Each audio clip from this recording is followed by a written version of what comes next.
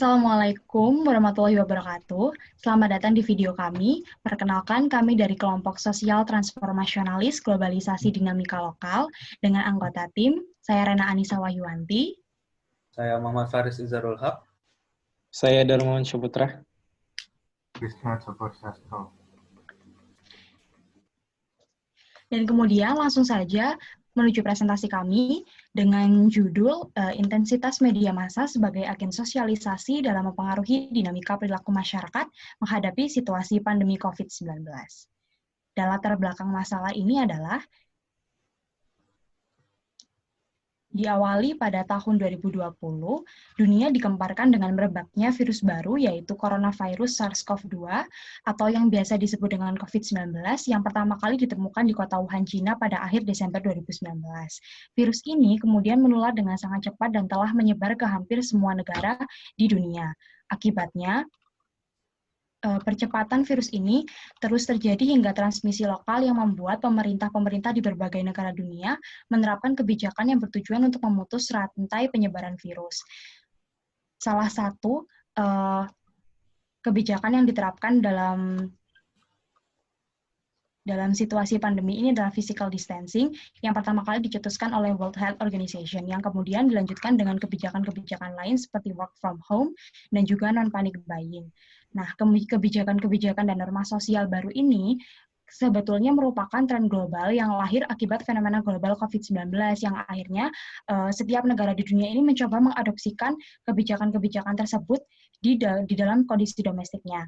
Termasuk di Indonesia yang sejak 23 Maret 2020 telah melakukan kebijakan-kebijakan tersebut. Akan tetapi, sebetulnya kebijakan-kebijakan tersebut tidak dapat langsung serta-merta diadopsikan. Nah, perlu untuk menyesuaikan dengan kondisi domestik, atau istilahnya dapat dikatakan sebagai adaptasi suatu kebijakan untuk menyesuaikan dengan kondisi domestik. Karena apa? Karena jika dilihat kembali, penerapan kebijakan-kebijakan tersebut belum sesuai dan belum sepenuhnya dilakukan oleh masyarakat.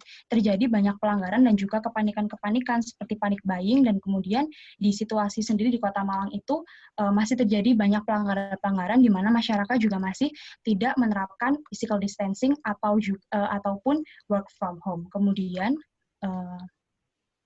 menuju pada rumusan masalah, dari latar belakang tersebut, peneliti tertarik untuk melakukan sosialisasi sekaligus survei terkait intensitas sosialisasi yang didapatkan masyarakat dalam mempengaruhi dinamika perilaku masyarakat sehari-hari dalam masa pandemi COVID-19 ini. Nah, untuk rumusan masalahnya, bagaimana respon dan dinamika perilaku masyarakat Kota Malang dalam menanggapi sosialisasi pencegahan COVID-19? Oke, kita masuk ke kerangka pemikiran yang menjadi landasan dalam berpikir dalam penelitian ini. Lanjut. Pada penelitian ini kami mengambil berfokus pada sosialisasi suatu pola pencegahan yang harus diterapkan dalam menghadapi pandemi COVID-19. Oleh karena itu, penelitian ini menggunakan konsep sosialisasi yang diciptakan oleh Rosita Uznin, yaitu dalam bukunya Media Agents of Socialization. Nah, seperti yang kita ketahui di sini, Rosita sendiri mengungkapkan bahwa sosialisasi merupakan suatu proses pembentukan kepribadian atau pembentukan diri dan fungsi sosial, kesadaran, dan perilaku, serta mengatur hubungan individu dengan masyarakat. Nah, sosialisasi ini tidak terbentuk begitu saja, namun terdapat beberapa agen yang itu bertugas membawakan sosialisasi itu. Setidaknya terbagi menjadi dua, yaitu agen sosialisasi primer dan agen sosialisasi sekunder.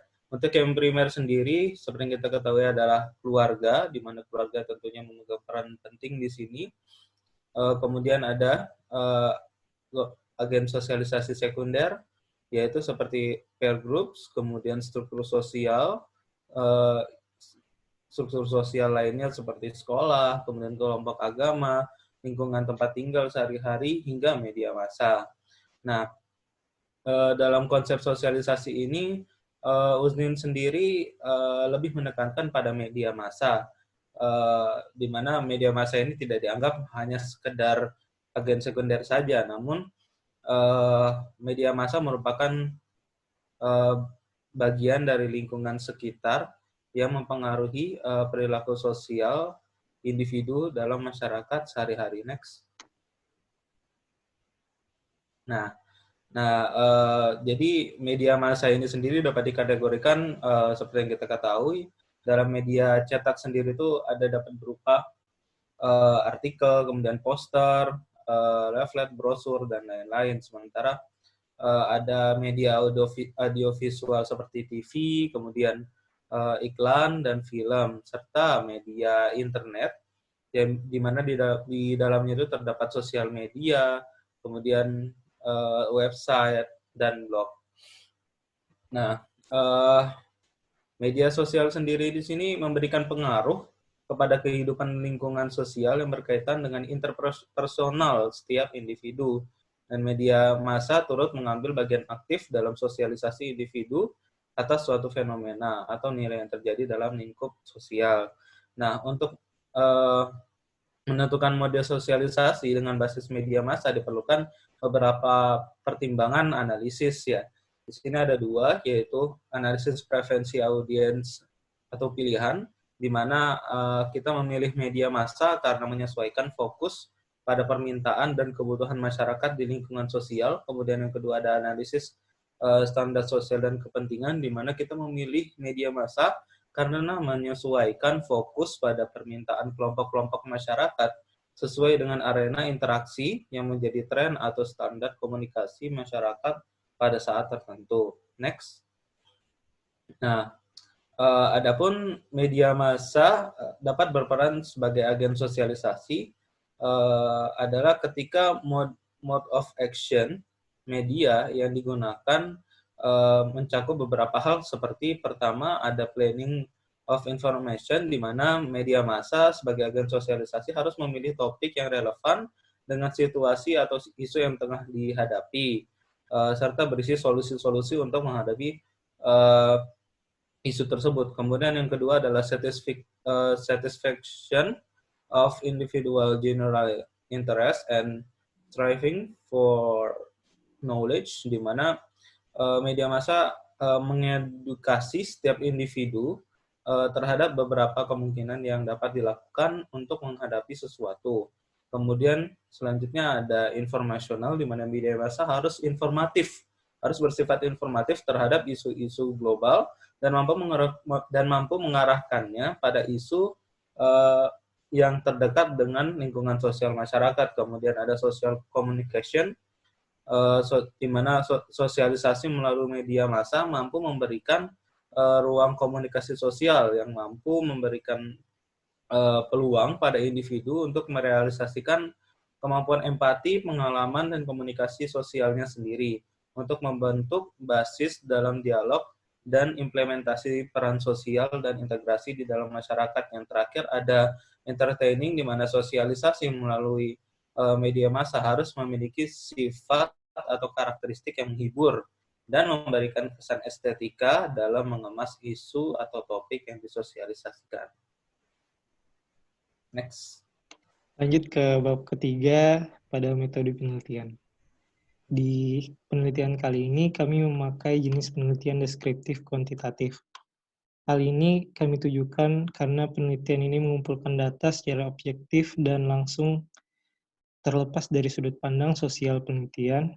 Penelitian kuantitatif sendiri identik dengan analisis dan pelaporan data dalam bentuk statistik. Dan deskriptif di sini tujuan kami adalah ingin menggambarkan secara langsung kejadian fenomena yang ada di masyarakat. Kemudian untuk jenis data sendiri kami menggunakan jenis data primer karena kami menggunakan Google Form sebagai alat penelitian survei langsung kami. Teknik pengumpulan data sendiri kami menggunakan teknik probability sampling, yaitu simple random probability. Di dalam teknik ini, di mana setiap unsur dalam populasi memiliki kesempatan yang sama untuk menjadi sampel. Namun sampel yang dituju memiliki beberapa kategori, yaitu homogen, dan geografis yang tidak terlalu tersebar atau hanya mencakup luas daerah tertentu, yakni Kota Malang. Kemudian untuk analisis statistik, kami menggunakan analisis statistik deskriptif. Analisis ini digunakan untuk menganalisis data dengan cara mendeskripsikan atau menggambarkan data yang telah terkumpul sebagaimana adanya tanpa bermaksud membuat kesimpulan yang berlaku untuk umum atau generalisasi. Kemudian alat dan bahan yang kami gunakan, berupa poster dan media sosial. Poster sendiri kami gunakan untuk melihat bagaimana respon masyarakat terhadap bentuk sosialisasi pencegahan virus COVID-19 dan tindakan pencegahannya secara langsung. Kemudian akun media sosial sendiri kami gunakan untuk menyebarkan poster tersebut. Untuk bahan sendiri kami menggunakan Google Form sebagai alat survei dari penelitian kami. Ruang lingkup dari penelitian ini adalah wilayah Kota Malang, dan waktu dari penelitian ini tercatat dimulai pada 27 Februari sampai 1 Mei 2020. Berikut adalah contoh dari poster yang kami gunakan.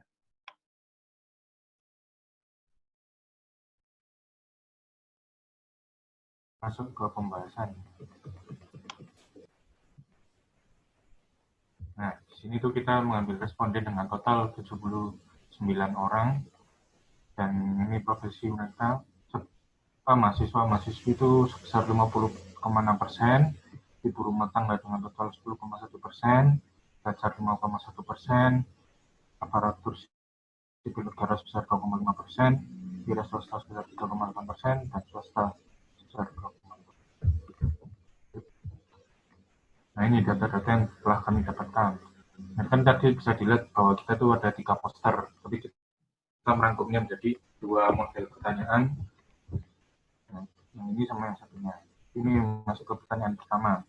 Apakah sebelumnya Anda telah mendapatkan sosialisasi tentang COVID-19 dan tindakan pencegahannya? Nah, tujuan pertanyaan nomor 1 di sini itu untuk melihat si responden ini, apakah dia sudah mendapatkan sosialisasi, apakah dia sudah cukup sering, apa tidak pernah. Dan hasilnya menunjukkan bahwa 53,2% itu telah mendapatkan sosialisasi tentang COVID-19 dan tindakan pencegahannya. Masuk ke pertanyaan nomor 2, apakah Anda telah memahami perbedaan dari kegiatan WFH atau work from home dan jenis kegiatan physical distancing lainnya? Nah, tujuannya itu di sini untuk melihat si responden, apakah dia itu paham apa sih bedanya kegiatan WFH sama jenis kegiatan physical distancing lainnya. Nah, hasilnya itu sebesar 58,2% itu paham apa perbedaan dari kegiatan WFH dan jenis kegiatan lainnya. Pertanyaan nomor 3, apakah Anda telah menerapkan kegiatan WFH dan kegiatan physical distancing lainnya dari rumah? Tujuannya itu ya untuk melihat apakah si responden ini telah menerapkan kegiatan WFH serta kegiatan physical distancing. Nah, hasilnya tuh iya sudah sebesar 77,2%. Itu pertanyaan nomor 4, apakah Anda memahami anjuran sosialisasi dari pemerintah dalam rangka mencegah penyebaran COVID-19? Jawabannya iya, paham. Dengan total sebesar 78,5%. Lanjut ke pertanyaan nomor 5, apakah Anda memahami dampak tersendiri yang didapatkan jika mengabaikan anjuran dan sosialisasi dari pemerintah? Nah, tujuannya di sini tuh melihat bagaimana si responden ini paham nggak sih dampak jika mengabaikan anjuran dan sosialisasi yang telah diterima, dan mereka menjawab paham sebesar 87,3%. Untuk pernyataan terakhir dalam poster 1, apakah sebelumnya Anda melihat berbagai jenis poster yang menunjukkan anjuran untuk WFH? Mereka menjawab iya, cukup sering. Mayoritas itu menjawab sering sebesar 49,4%. Lanjut ke data yang selanjutnya. Nah, kita tadi untuk poster pertama dan poster kedua kan pertanyaannya digabung jadi satu. Sekarang ini poster untuk yang panic buying. Ini data yang telah kami dapatkan. pertanyaan pertama, apakah sebelumnya Anda telah mendapatkan sosialisasi mengenai panic buying?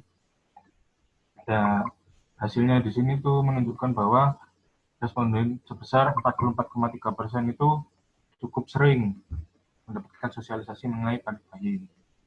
Lanjut ke pertanyaan kedua, apakah Anda telah memahami bahaya dari kegiatan panic buying? Tujuannya tuh ya untuk melihat apakah si responden ini paham nggak sih bahaya dari kegiatan panic buying. Jawabannya paham, sebesar 62% itu dari 9 orang itu menjawab bahwa mereka tuh paham bahayanya. Lanjut ke pertanyaan ketiga, apakah selama situasi COVID-19 ini Anda pernah melakukan panic buying? Nah, di sini tuh kita mulai melihat yang adanya perbedaan dari jawaban sebelumnya.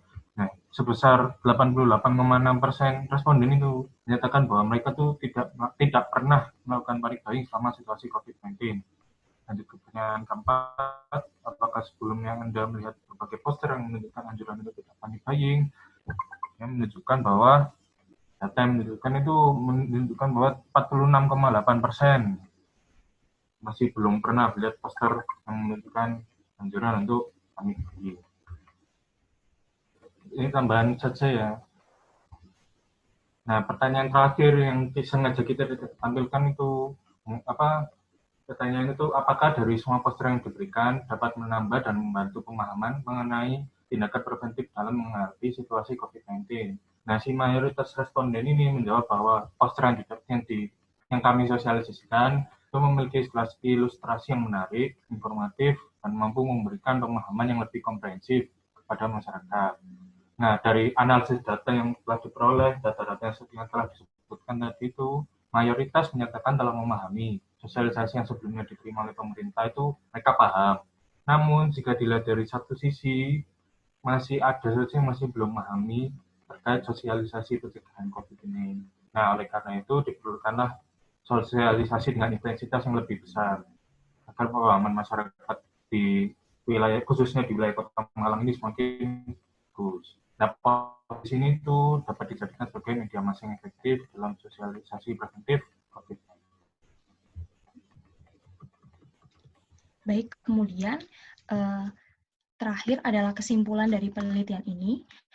Jadi dapat disimpulkan bahwa situasi pandemi COVID-19 yang kini dihadapi oleh seluruh masyarakat di dunia menjadikan fenomena ini adalah fenomena global yang kemudian menciptakan tren-tren global yang berfokus dalam tindakan preventif menghadapi COVID-19. Tren-tren global ini meliputi terciptanya norma sosial baru dalam masyarakat serta terciptanya beberapa kebijakan yang dibuat oleh badan internasional hingga negara-negara.